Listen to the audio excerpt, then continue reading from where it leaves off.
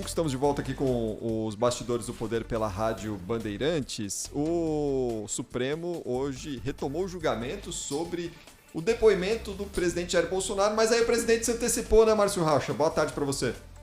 Oi, Cris. Boa tarde para você, boa tarde a todos. E aí acabou suspendendo esse julgamento que iria decidir se o presidente Jair Bolsonaro poderia ou não prestar o depoimento presencialmente ou por escrito naquele inquérito que apura a interferência dele na Polícia Federal.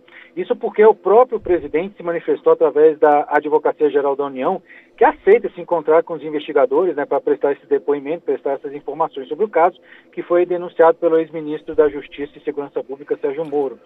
O caso, inclusive, estava na pauta do plenário do Supremo, mas assim que teve a palavra, o ministro Alexandre de Moraes, que é o atual relator desse inquérito, divulgou a manifestação do presidente. E Moraes disse também que tinha acabado de receber esse documento da AGU, que pediu que Bolsonaro possa escolher local, dia e hora para que seja ouvido, para evitar incompatibilidades com as funções do chefe de Estado e do direito de defesa. E com isso precisava avaliar se o recurso contra esse depoimento ainda poderia ser julgado. É o trechinho que a gente separou para ouvir agora nesse breve julgamento.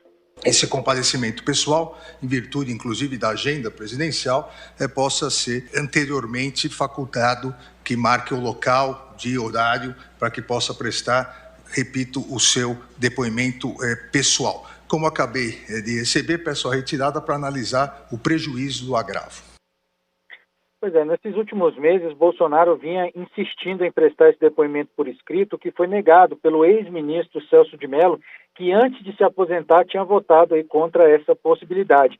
Isso aconteceu no ano passado e, na ocasião, Celso de Mello afirmou que nessa situação não existe a possibilidade do depoimento por escrito. A gente conseguiu recuperar essa fala do último julgamento do ministro no Supremo. Ninguém, nem mesmo o chefe do Poder Executivo da União, está acima da autoridade da Constituição e das leis da República. Ninguém, absolutamente ninguém, tem legitimidade para transgredir as leis e a Constituição do nosso país. Ninguém, absolutamente ninguém, está acima da autoridade do ordenamento jurídico do Estado brasileiro. Pois é, agora, como eu falei mais cedo, né, o julgamento começou em outubro do ano passado, na última sessão de Celso de Mello, antes da aposentadoria, e na ocasião, inclusive, ele lembrou que Sérgio Moro, que também é investigado, já tinha prestado depoimento presencialmente. Agora a gente fica esperando aí a manifestação do ministro Alexandre de Moraes sobre esse inquérito, que não tem uma data para ser feita. Valeu, Márcio Rocha, ao vivo de Brasília, Cláudio. Tem umas coisas que precisam ser ditas sobre isso. Bom, primeiro, o presidente não insistia em não comparecer. O que a AGU alegava é o que está na Constituição. Ele tem a prerrogativa de apresentar a sua defesa por escrito.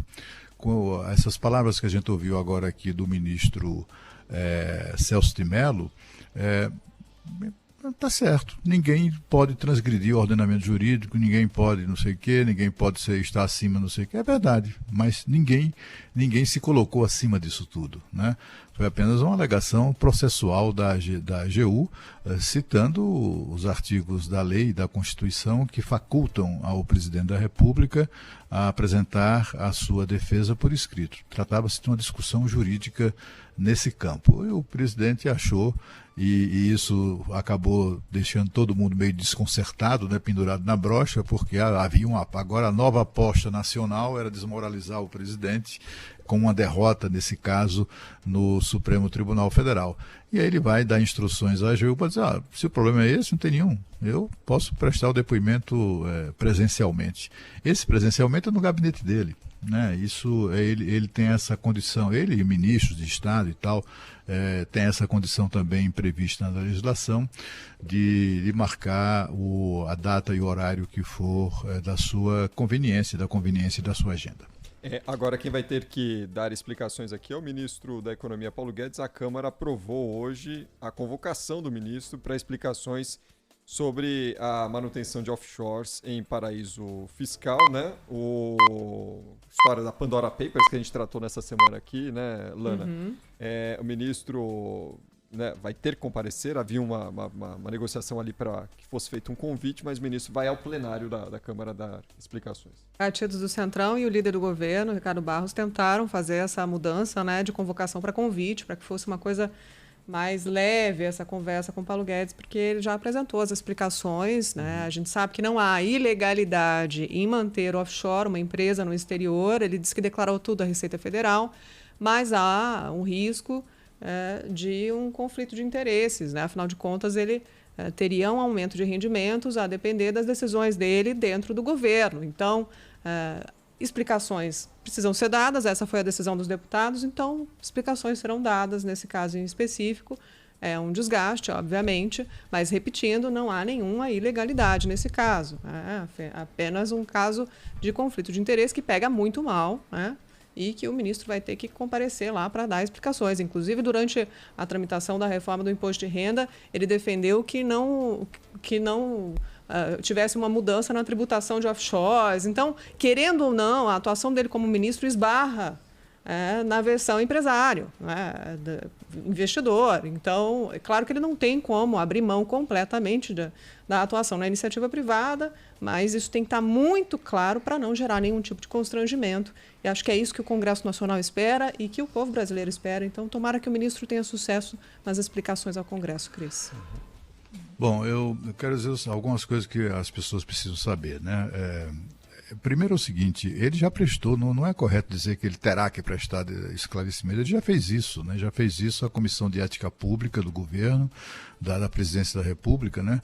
Que é uma turma que tem mandato, tem gente lá, eu não sei se já mudaram, mas tinha gente lá que foi nomeada no governo anterior. Portanto, não são pessoas que sujeitas a prestar obediência ao governo, né?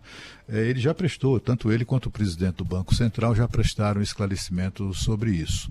Decisões do ministro da Economia do Brasil não interferem na economia de outros países. Uma offshore é uma empresa fora do país, é uma empresa em outro país, sediada em outro país. Ainda que este país venha a ser um paraíso fiscal, é um outro país, tem suas normas, suas regras, né? Decisões do ministro da Economia do Brasil, eu não sei onde é que, se essa offshore está nas Ilhas Virgens Britânicas, por exemplo, essa empresa está sujeita às leis das Ilhas Virgens Britânicas, tanto quanto às leis de quaisquer outros países ou paraísos fiscais. E é uma coisa que ele já esclareceu isso, né? Mas enfim, é sempre um constrangimento, etc. Aliás, o fato, é bom lembrar sempre isso, né? Como é que se soube que o ministro da Fazenda tinha uma empresa offshore, tanto quanto o presidente do Banco Central? Porque ambos declararam no imposto de renda. Ambos declararam isso ao imposto de renda. Ambos declararam isso nos processos lá da Comissão de Ética Pública. Ambos declararam isso nas suas respectivas repartições, não é? Mas, sobretudo, no imposto de renda. Está tudo lá. E foi ali que a turma pegou.